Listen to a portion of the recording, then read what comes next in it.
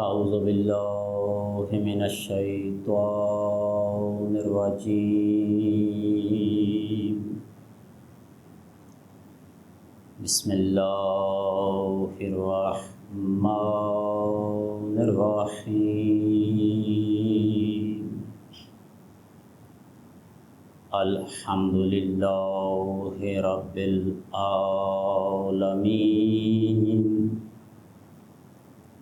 بارئ الخلائق اجمعین والصلاة والسلام علی سید الانبیاء وخاتم النبیین حبیبنا و حبیب الہ العالمین بالقاسم محمد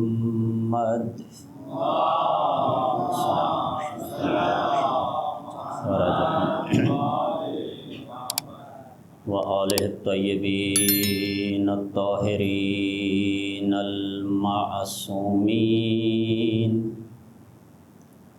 ولعن الدائم علی اعدائهم اجمعین من الآن إلى يوم الدین السلام علی الحسین وعلى علی بن الحسین وعلى اولاد الحسین وعلى اصحاب الحسین جميعا ورحمۃ اللہ وبرکاتہ.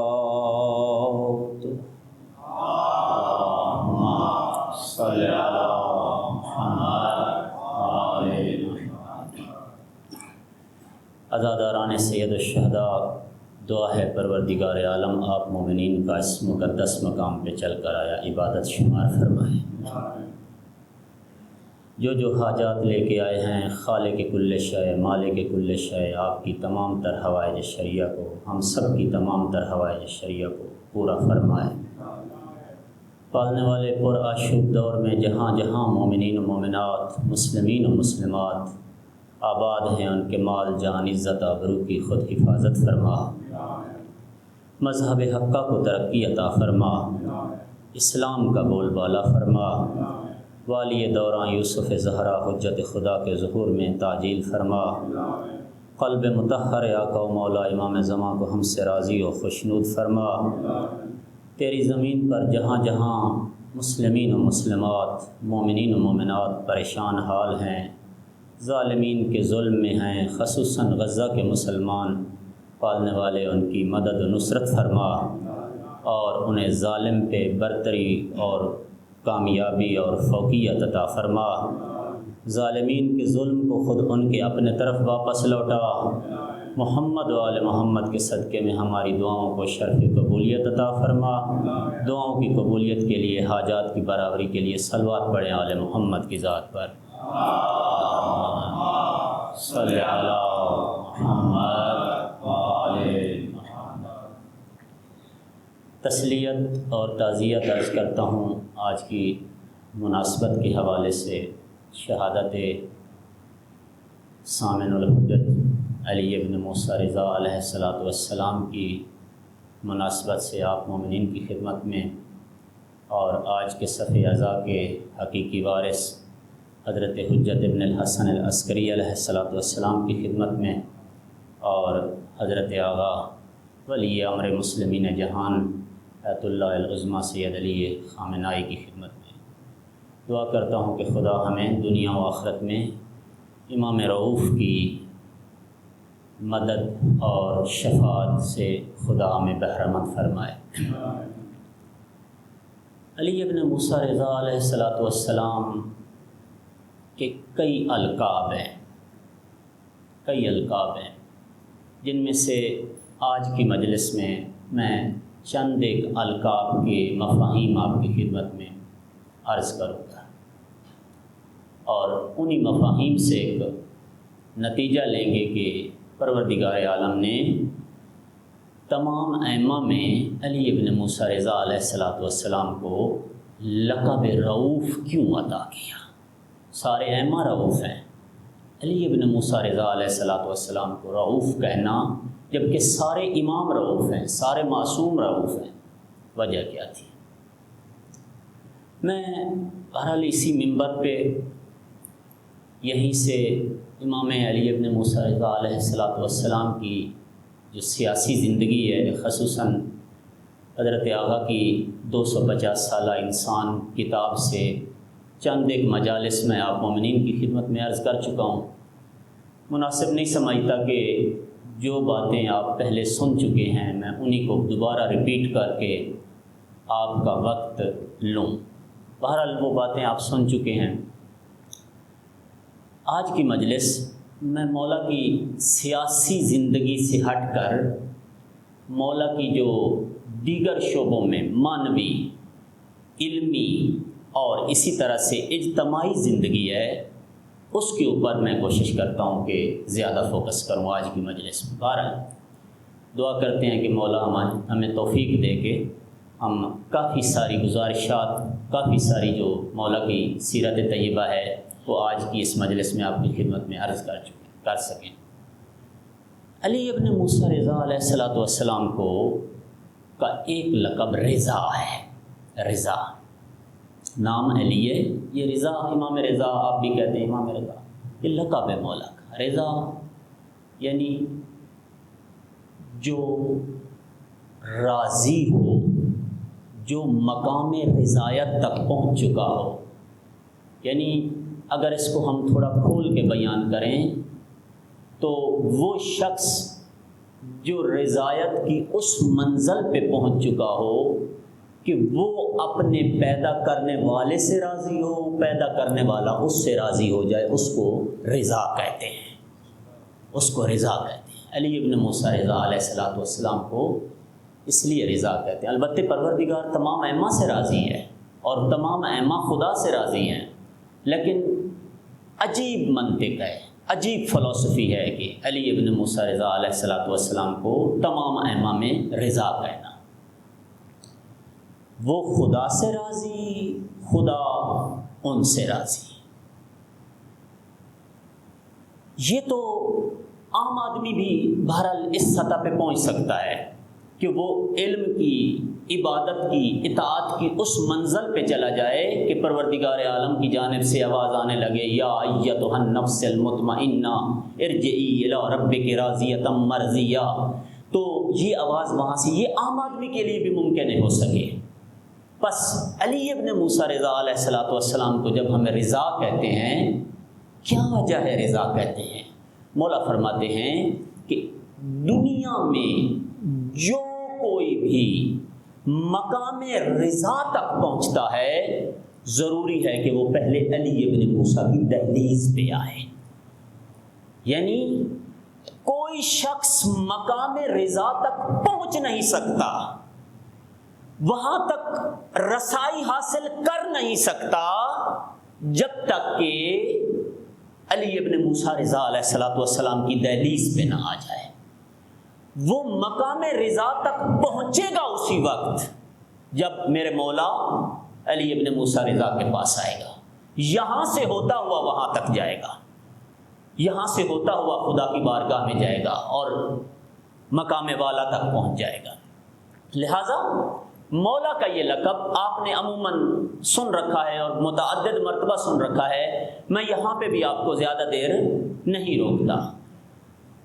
علی ابن موسیٰ علیہ السلام کے بارے میں جو امام جواد علیہ السلام نے زیارت میں فرمایا السلام علیکہ یا امام الرؤوف، کہ آپ پر میرا سلام ہو اے وہ امام جو صاحب رفعت ہیں، جو امام رؤوف ہیں، جو مہربان ہیں، جو رحمت والے امام ہیں۔ امیر المومنین علی علیہ السلام خدا کی رحمت کے بارے میں ارشاد فرماتے ہیں کہ پروردگار عالم کی نے 100 جز رحمت خلق کی، خداوند عالم نے 100 جز رحمت خلق کی اور اس 100 جز رحمت میں سے 1 جز اس زمین پر بھیجا۔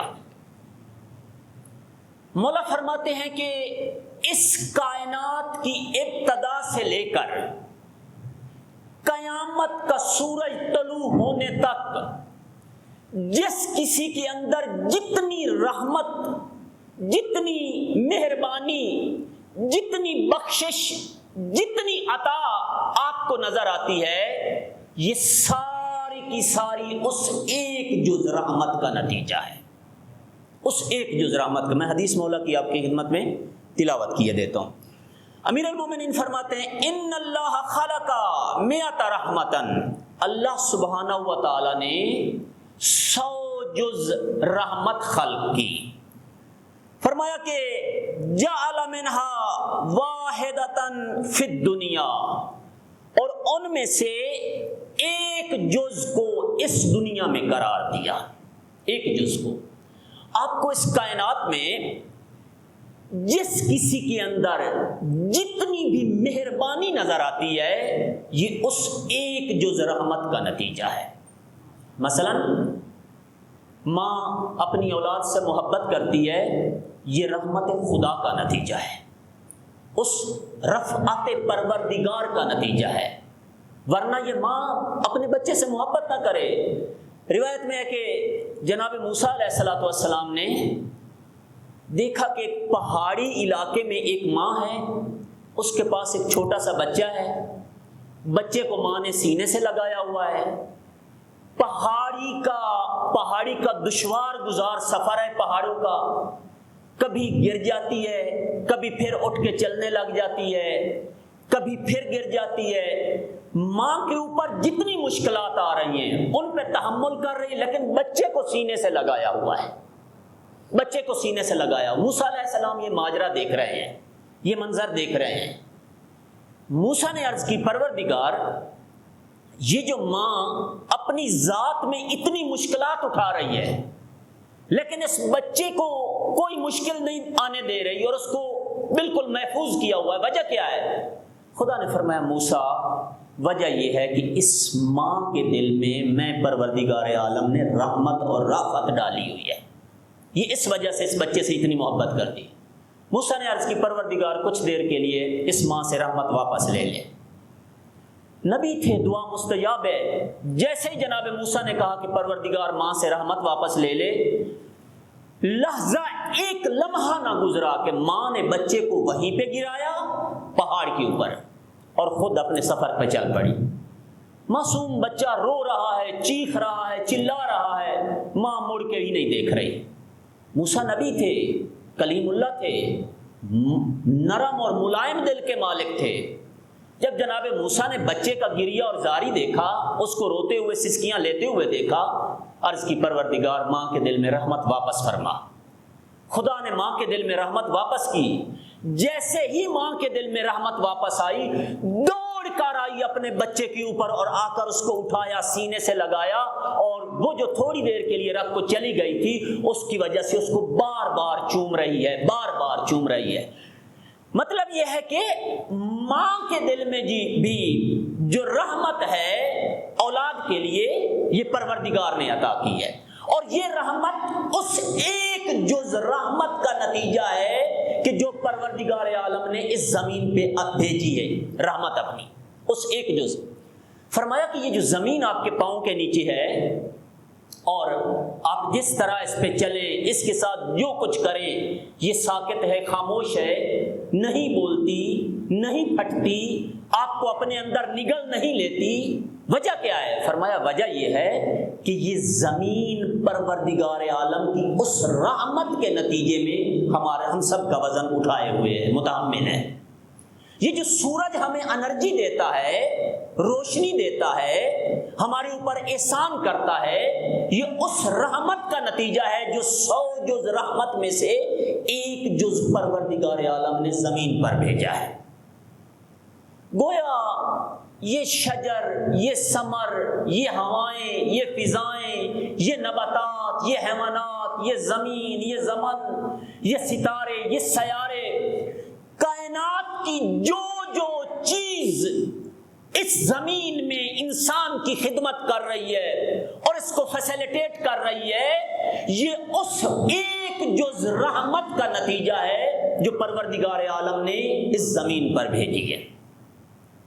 فرمایا کہ یہ خلقت کائنات سے لے کے مثلا میرے اور آپ کے زمانے تک نہیں، تا طلوع آفتاب قیامت وہی ایک جز رحمت اس پوری کائنات میں پھیلی ہوئی ہے۔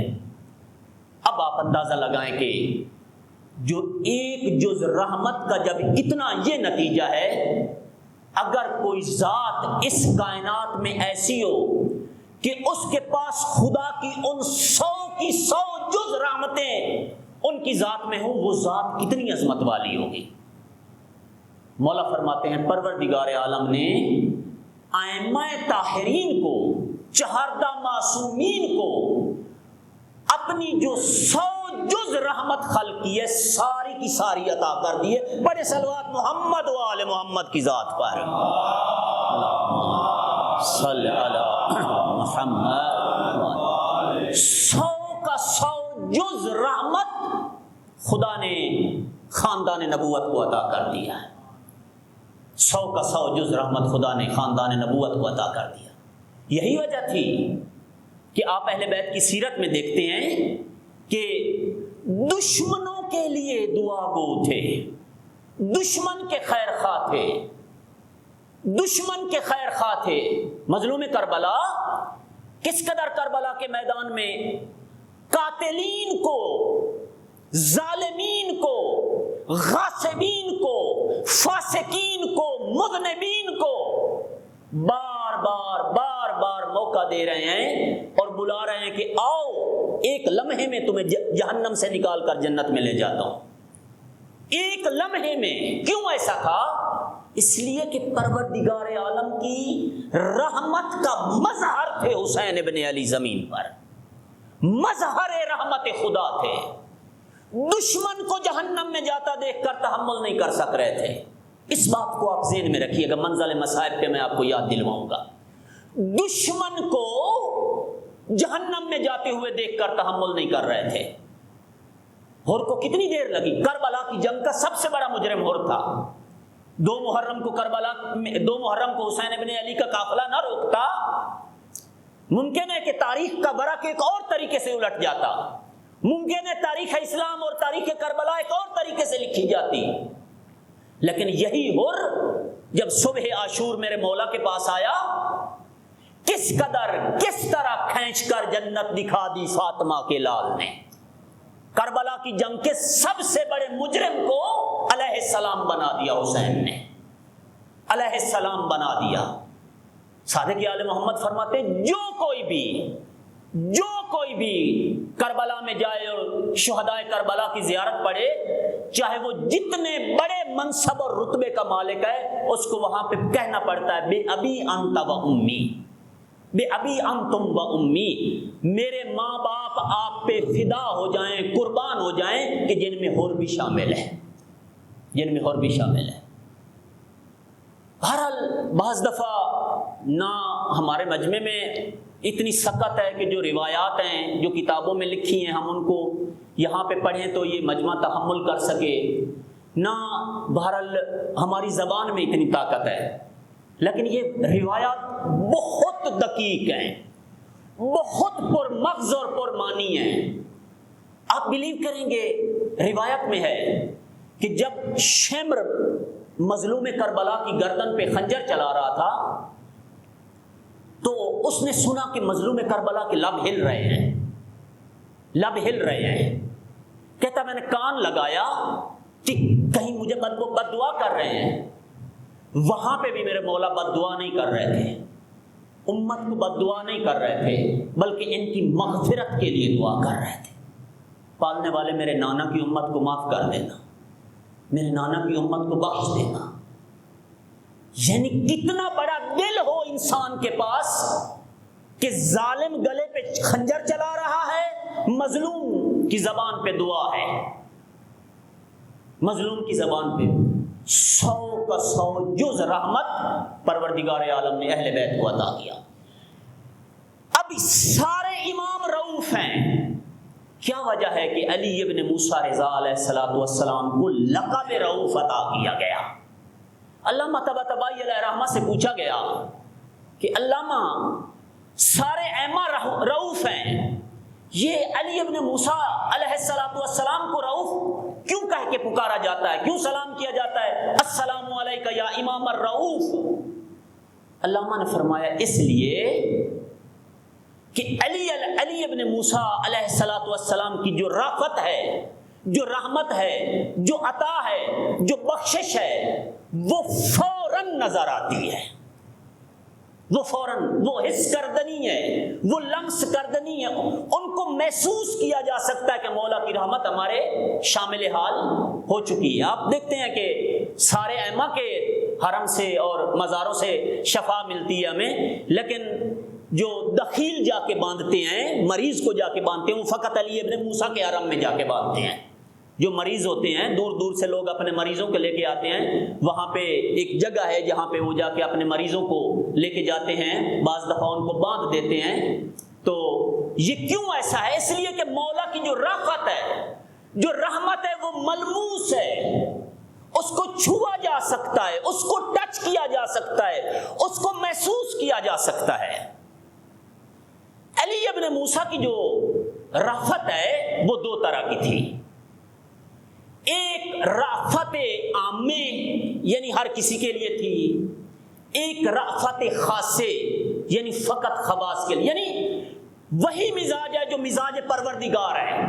اللہ کی رحمت بھی دو طرح کی ہے، ایک رحمت عامہ جو ہر کسی کے شامل حال ہے، کافر کو بھی وہ رحمت میسر ہے، مشرک کو بھی وہ رحمت میسر ہے، اس کو بھی جو پروردگار کا نام ہی نہیں لیتا، ایتھیسٹ، زندیق، ملحد، اس کو بھی رحمت میسر ہے۔ کیوں میسر ہے؟ اس لیے کہ خدا رحمان ہے، رحمان ہے۔ ہم جو کہتے ہیں نا بسم اللہ الرحمن الرحیم میں، بسم اللہ الرحمن الرحیم، رحمان کسے کہتے ہیں، رحیم کسے کہتے ہیں؟ علامہ مقبول اپنے تفسیر میں لکھتے ہیں، وہ کہتے ہیں کہ مقبول دہلوی، وہ کہتے ہیں کہ رحمان اس کو کہتے ہیں جو دنیا میں ہر اپنے پرائے پہ رحمت کرے، چاہے وہ اس کو مانتے ہوں یا نہ مانتے ہوں، اس کے دوست ہوں یا دشمن ہوں۔ آپ دیکھتے ہیں کہ مثلا ہندوستان میں بہت سارے لوگ خدا کی جگہ پہ اپنے آگے مٹی اور پتھر کا یا کسی اور چیز کا بت رکھتے ہیں، یعنی توہین نہیں کہ کائنات کے رب کی جگہ پہ آپ مٹی کا بت رکھ کے اسے کہیں کہ تو رب ہے، تو بھگوان ہے، توہین ہے پروردگار کی۔ لیکن آپ دیکھیں خدا کی رحمت ان کے بھی شامل حال ہے، زندیق کے شامل حال ہے، ملحد کے شامل حال ہے، وہ جو اللہ کو اللہ نہیں مانتے۔ کیوں ایسا ہے؟ اس لیے کہ وہ رحمان ہے، اس لیے کہ وہ رحمان ہے۔ رحیم کسے کہتے ہیں؟ مولانا مقبول کہتے ہیں رحیم اسے کہتے ہیں کہ جو بروز محشر فقط اپنے مطیع اور فرما برداروں پہ اپنی رحمت نازل کرے گا، جنہوں نے اس دنیا میں پروردگار عالم کی اطاعت کی ہوگی، فقط انہی کو خدا کی رحمت میسر آئے گی قیامت کے دن۔ امام علی ابن موسیٰ علیہ السلام کے ہاں بھی دو طرح کی رافت اور رحمت ہے۔ پہلی رافت عامہ ہر کسی کے لیے تھی، حتیٰ دشمنوں کے لیے بھی۔ مامون الرشید پتہ تھا مولا کو یہ مامون میرا قاتل ہے۔ میں انشاءاللہ منزل مصائب پہ جا کے آپ کی خدمت میں عرض کروں گا کہ کس طرح مولا کو پتہ تھا کہ مامون میرا قاتل ہے۔ یہی مامون ایک دفعہ علی ابن موسیٰ علیہ السلام کے پاس آیا، آ کے کہا کہ مولا میں بے اولاد ہوں اور میری بیوی بانجھ ہو گئی ہے، اس کو سکت نہیں بچہ لانے کی، مجھے دعا کریں کہ خدا مجھے فرزند عطا کرے، لیکن میں یہ آپ کو بتائے دیتا ہوں کہ اس میں بچہ لانے کی طاقت نہیں رہی۔ مولا نے فرمایا کہ پریشان نہ ہو، خدا اسی سے تجھے بیٹا دے گا، اسی سے بیٹا۔ مولا کو پتا تھا کہ یہ دشمن ہے، یہ قاتل ہے، لیکن قاتل کو دعا کر رہے ہیں کہ خدا تجھے اولاد دے گا، قاتل کو دعا کر رہے ہیں۔ فرمایا خدا 1 سال نہ گزرا جو مامون الرشید اپنے ہاتھوں پہ اپنا بیٹا اٹھا کے علی ابن موسیٰ کے پاس آ کے کہتا ہے آپ کا بہت شکریہ، آپ کی دعا سے یہ بچہ۔ صلوات پڑھے مولا محمد و آل محمد کی ذات پر، اللہم صل علی محمد۔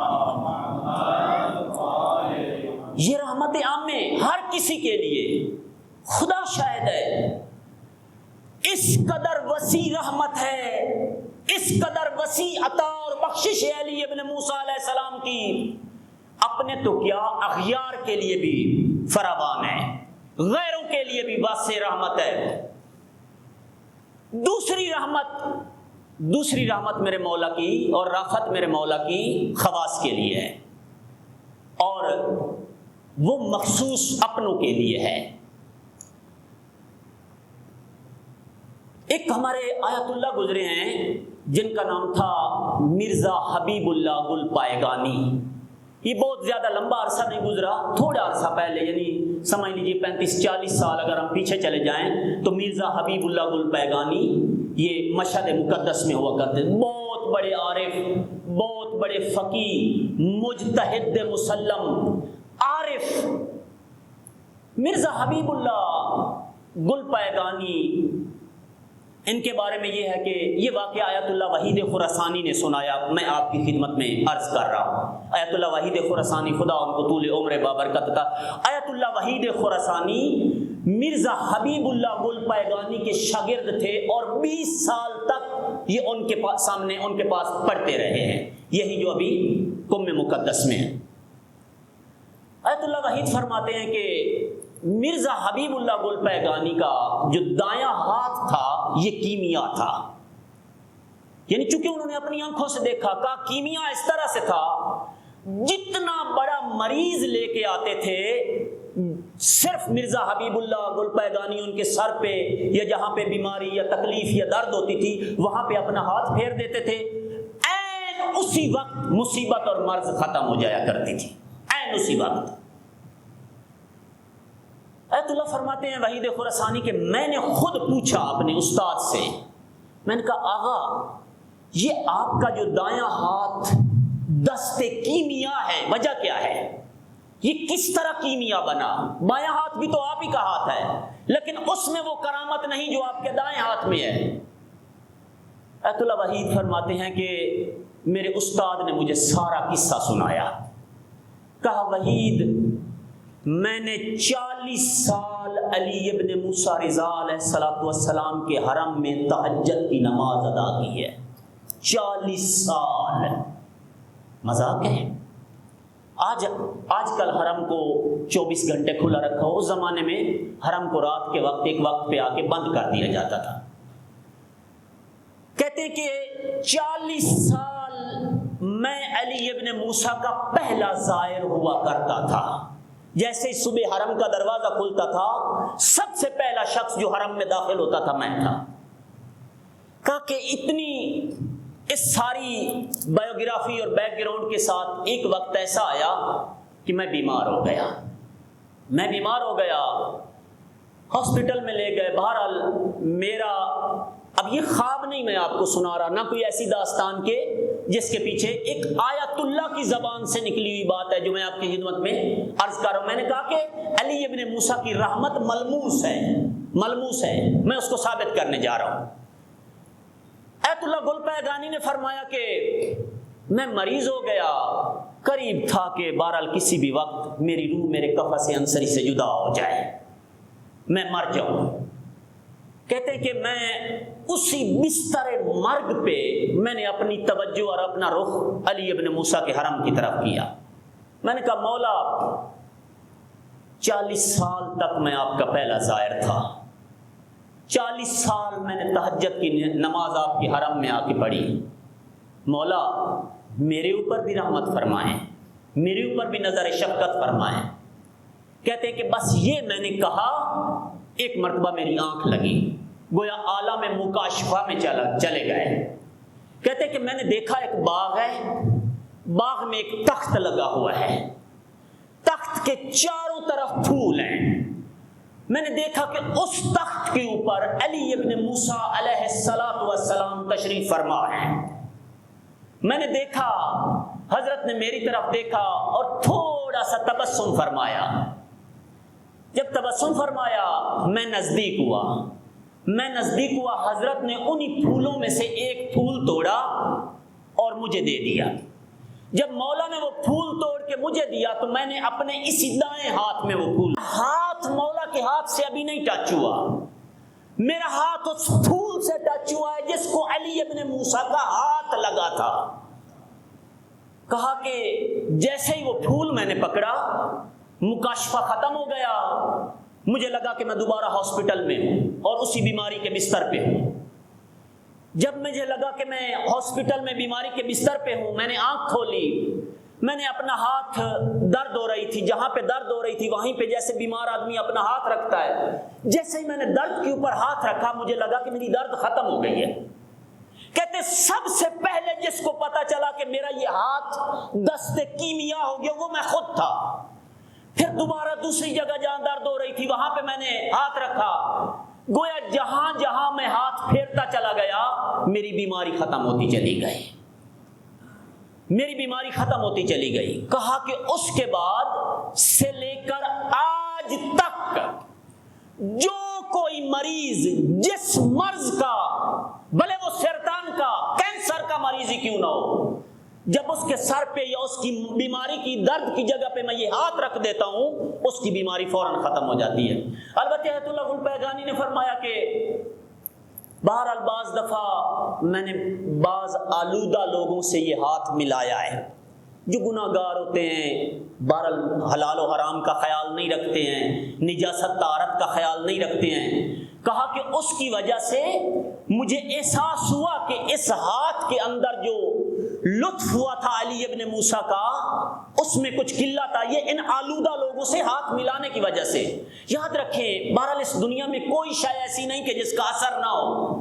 ہمارے استاد آیت اللہ حسین انصاریان خدا ان کو طول عمر بابرکت عطا فرمائے کہ ابھی بھی زندہ ہیں ایران میں، فرمایا کرتے تھے کہ یہ جو آپ آوازیں سنتے ہیں نا، یہ آواز سنتے ہیں، آپ سمجھتے ہیں کہ کسی کی آواز سننے سے کچھ نہیں ہوتا، فرمایا جب یہ آواز نجس دہن سے نکل کر آپ کے کانوں سے ٹکراتی ہے تو یہ آپ کے دل کو سیاہ کرتی ہے۔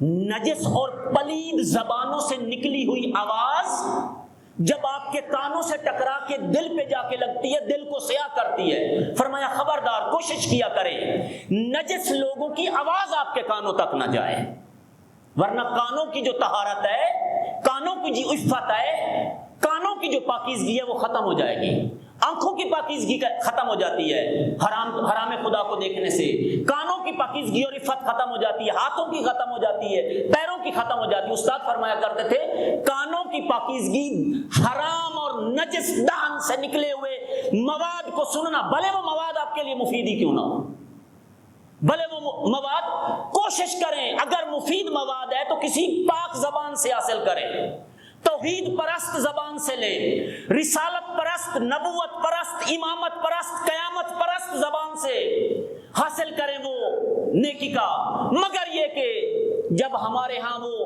نہ ملے تو بہرحال فرماتے ہیں علم مومن کی گمشدہ میراث ہے، جہاں سے ملے اس کو حاصل کر لیں، لیکن as soon as possible avoid کیا جانا چاہیے کہ کسی نجس زبان سے نکلی ہوئی آواز ہمارے کانوں سے نہ ٹکرائے۔ تو آیت اللہ فرماتے ہیں کہ میرے استاد نے مجھے بتایا گلپایگانی نے کہ بعض آلودہ لوگوں سے ہاتھ ملانے کی وجہ سے کچھ کمی آئی ہے، لیکن کثرت عبادت کی وجہ سے اس کمی کو میں نے سنبھال لیا ہے۔ مطلب یہ ہے کہ علی ابن موسیٰ نے ہاتھ ابھی تک ٹچ نہیں کیا تھا، جس پھول کو میرے مولا کا ہاتھ لگا، جب وہ پھول آیت اللہ گلپایگانی کے ہاتھ سے ملا وہ ہاتھ کیمیا ہو گیا۔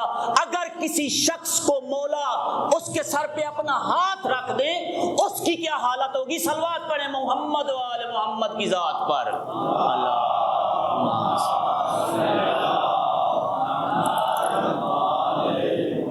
لہذا علامہ طباطبائی فرماتے ہیں کہ میرے مولا کو اس لیے رؤوف کہا جاتا ہے کہ حضرت کی رأفت ملموس ہے، لمس کردنی ہے، آپ اس کو محسوس کر سکتے ہیں، چھو سکتے ہیں، بالکل صاف پتہ چلتا ہے کہ یہ مولا کی رحمت ہو گئی ہے میرے اوپر، مولا کا احسان میرے شامل حال ہو گیا۔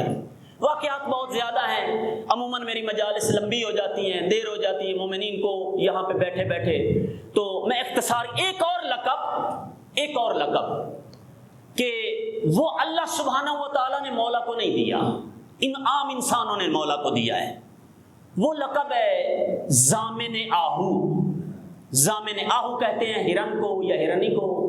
ضامن یہی جو ہمارے ہاں ضامن لیا جاتا ہے, کسی سے کوئی معاہدہ کرتے ہیں, عہد کرتے ہیں, اس سے جس کے ساتھ عہد کیا جاتا ہے اس پہ اگر اعتماد نہیں ہے تو ہم کوئی بیچ میں ضامن لے لیتے ہیں.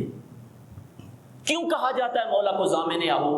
البتہ یہ واقعہ رسول اللہ کے زمانے میں بھی پیش آیا تھا, لیکن مولا علی ابن موسیٰ رضا کے زمانے میں جب پیش آیا تو اس کے بعد مولا کا یہ لقب لوگوں نے مولا کو دیا, اور آج تک مولا کو اس لقب کے ساتھ پکارا جاتا ہے اور اپنی حاجت مانگی جاتی ہے کہ اے ضامن آہو ہماری مدد فرما.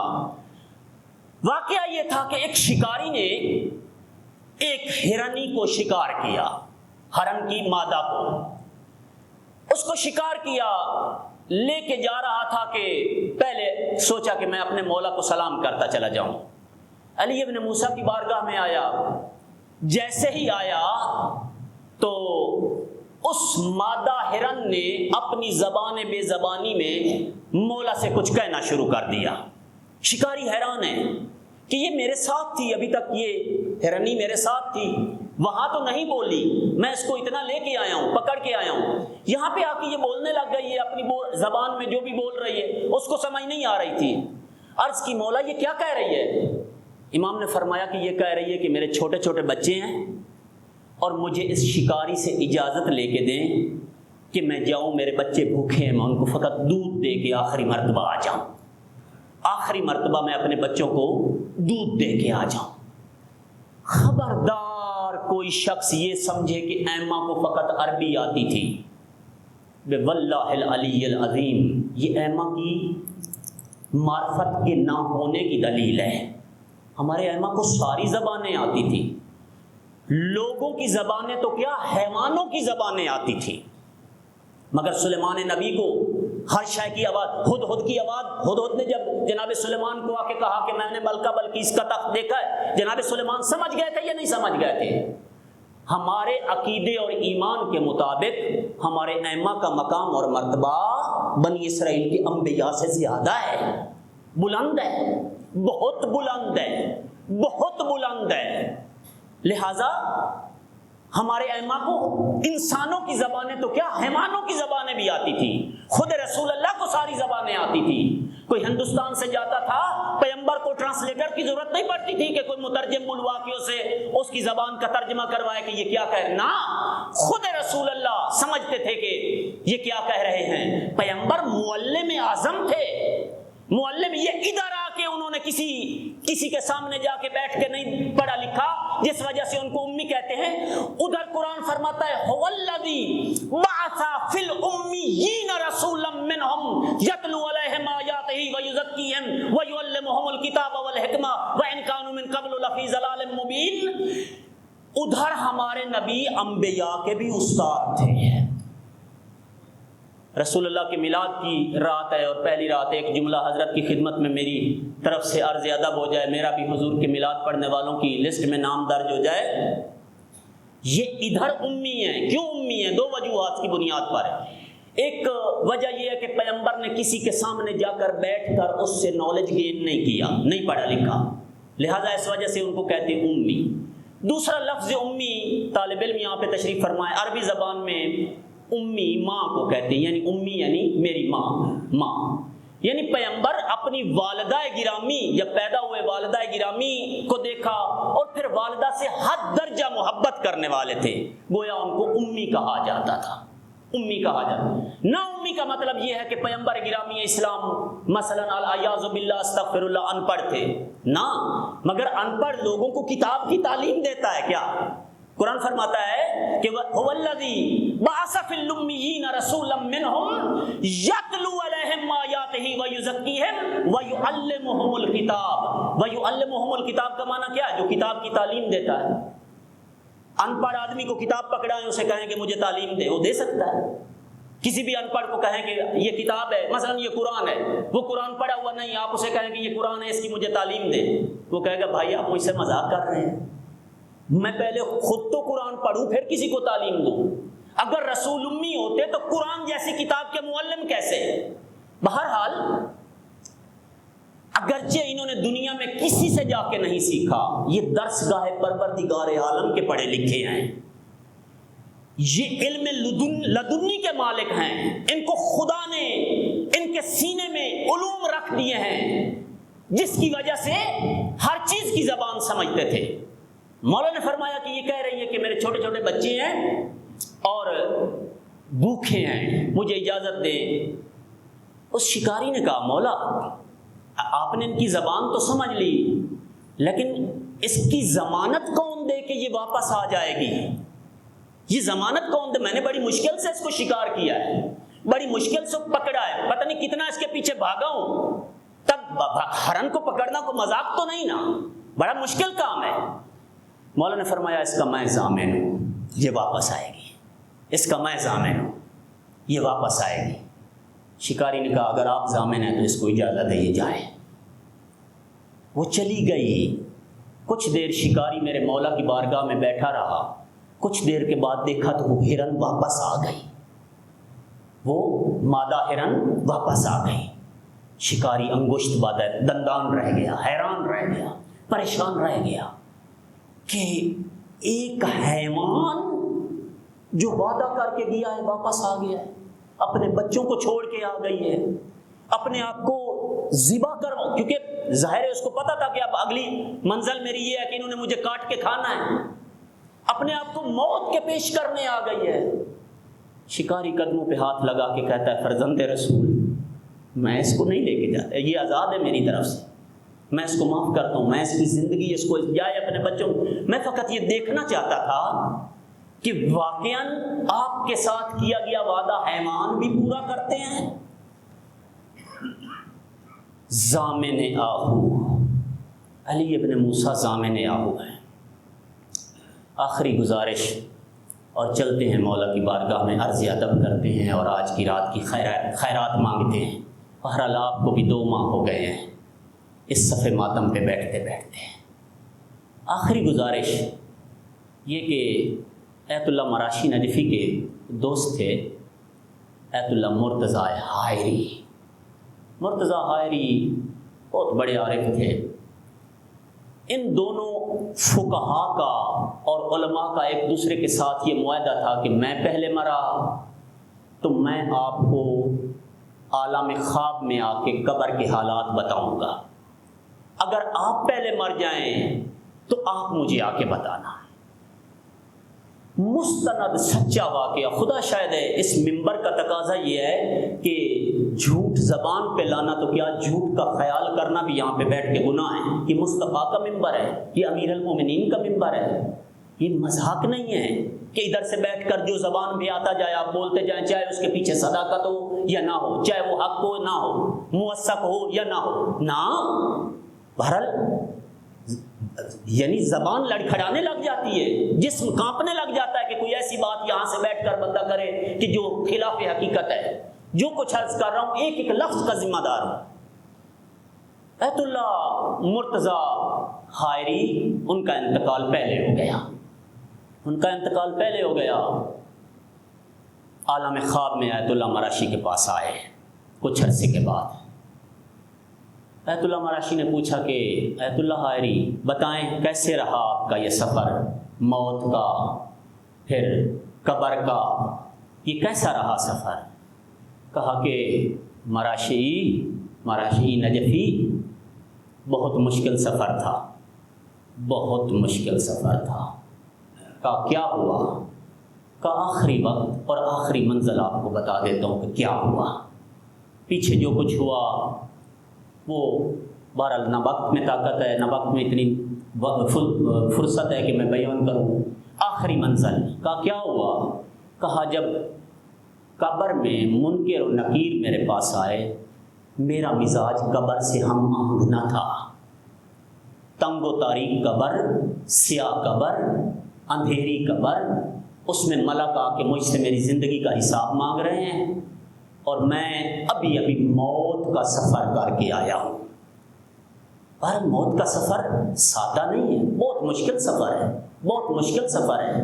روایت بتاتی ہے کہ ابھی جو دفن کرنے آتے ہیں مردے کو، وہ ادھر ہی قبرستان کے اوپر قبرستان میں کھڑے ہوتے ہیں کہ اس بندے کا حساب کتاب شروع ہو جاتا ہے. انشاءاللہ کبھی کوئی مجلس میں نے موت کے موضوع پہ یا معاد قیامت کے موضوع پہ پڑھی تو یہ ساری چیزیں آپ کی خدمت میں وہاں پہ عرض کروں گا کہ ابھی یہ دفن کرنے والے جاتے نہیں ہیں چھوڑ کے، وہیں پہ کھڑے ہوتے ہیں کہ اس کا حساب.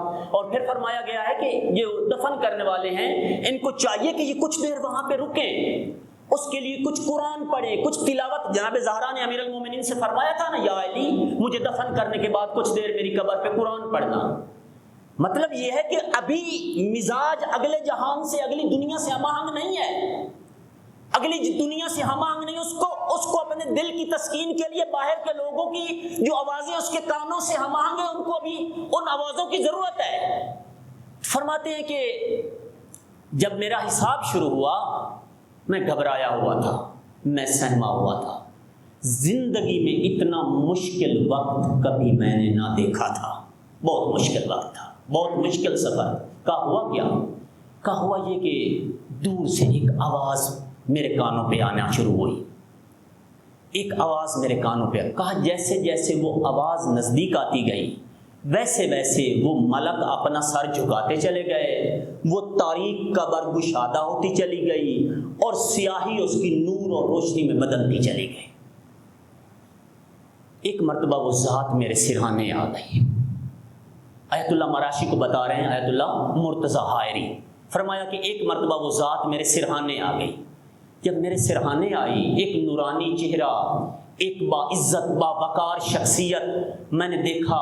میں نے کہا کہ آقا آپ کون ہیں کہ اس مشکل وقت میں میری مدد کرنے والے؟ آپ کون ہیں میری مدد کرنے والے؟ اس مصیبت کے اس تنہائی کے گڑھے میں میری مدد کے لیے آپ آئے ہیں. آپ کو دیکھ کے انہوں نے اپنے سر جھکا لیے ہیں. میری سیاہی قبر کی سفیدی میں تبدیل ہو گئی ہے اور میری قبر گشادہ ہو گئی. آپ کون ہیں؟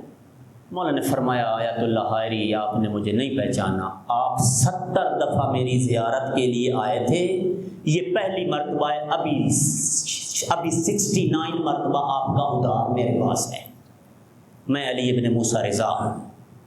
70 مرتبہ گویا گنتے رہتے ہیں، جتنی مرتبہ کوئی جاتا ہے گنتے رہتے ہیں. فرمایا آپ اپنی زندگی میں 70 مرتبہ میری زیارت کے لیے آئے تھے، یہ پہلی مرتبہ ہے کہ میں آپ کے پاس آیا ہوں. ابھی 69 مرتبہ آپ کا میرے اوپر قرض ہے کہ آگے چل کر برزخ میں اور قیامت میں اور میدان محشر میں اور پل صراط میں آپ کا یہ قرض ادا کروں گا.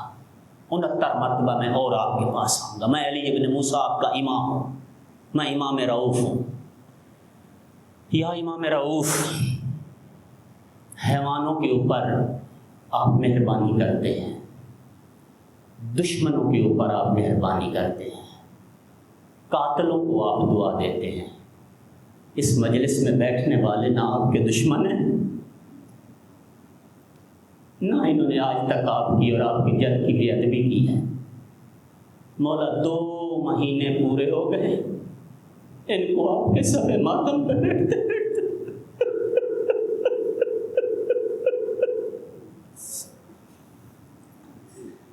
2 مہینے سے یہ آپ کے جد بزرگوار کے آزاد آ رہے ہیں.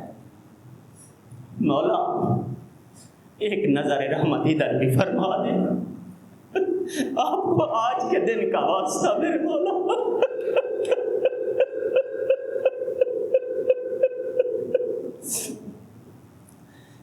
مولا آپ کو اپنی مظلومانہ شہادت کا واسطہ ایک نظر رحمت ادھر بھی فرما دیجیے.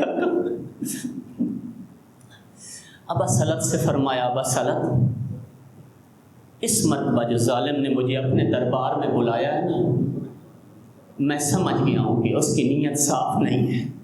مجھے لگتا ہے شاید یہ میری زندگی کا آخری دن ہے. ابا سلط دربار مامون کے دروازے پہ ٹھہر جا، میں دربار میں جا رہا ہوں. اگر میں دربار سے نکلوں اور میری ابا میرے سر پر ہو تو پھر مجھے نہ بلانا، میرے پیچھے پیچھے آ جانا. سمجھ لینا کہ آپ کے مولا کو زہر مل چکا ہے، سمجھ لینا علی ابن موسیٰ کو زہر مل گیا ہے. عزاداران حسین ابا سلط کہتے ہیں میں دعائیں مانگ رہا تھا، میں کہہ رہا تھا پروردگارا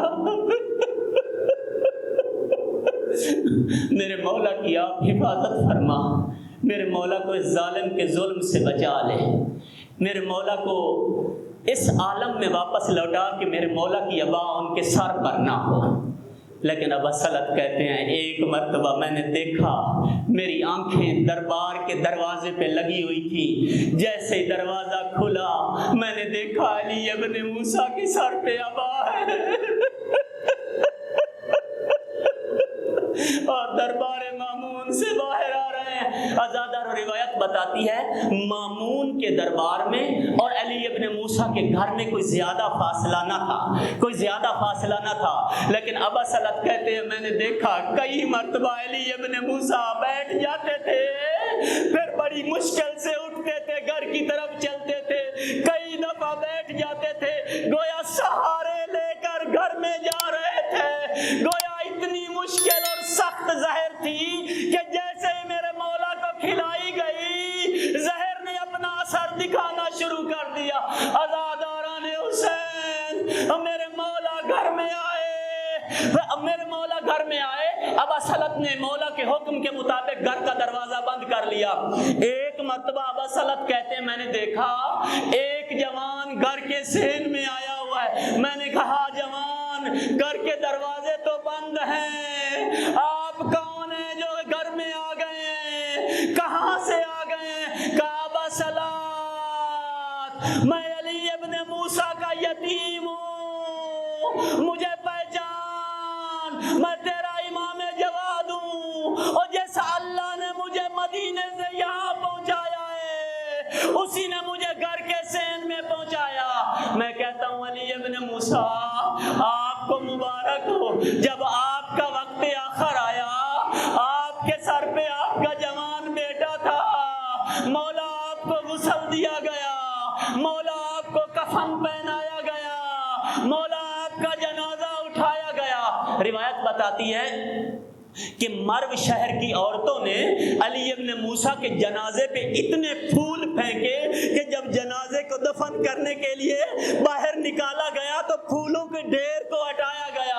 میں کہتا ہوں علی ابن موسیٰ آپ کا جنازہ پھولوں کے ڈھیر سے نکال کر دفنایا گیا، میرا سلام ہو کربلا کے غریب پر کہ جب وقت آخر بہن بھائی کی میت پہ آئی اور پتھروں کا ڈھیر، تیروں کا ڈھیر، ٹوٹی ہوئی تلواروں کا ڈھیر زینب نے بندھے ہوئے ہاتھوں سے ہٹایا۔ وَسَيَعْلَمُ الَّذِينَ